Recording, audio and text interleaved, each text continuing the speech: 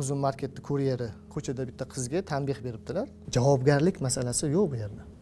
O'sha tanbeh, haqorat masalalarini bizni mana hozirgi vaqtda ham juda ko'p jamiyatimizda kuzatilyapti. Bittasi mana yaqinda ham bo'lgan o'sha uzun marketni kuryeri ko'chada bitta qizga tanbeh beribdilar. Tanbeh beribdi demak, men ko'rgan narsam shu. Men uni huquqshunos sifatida men bu yerda boshqa masalani ko'rmadim. Haqorat ko'rmadim. Uzunroq kiyib olsang bo'lmaydimi degan. Ha, bo'lmaydimi degan. bo'lmaydimi Uzunroq kiyib ham demagan. Bizga to'g'ri kelmaydimi degan keyin bizdan anaqamizga, shunaqa degan. Mentalitetimizga to'g'ri kelmaydi degan, adashmasam.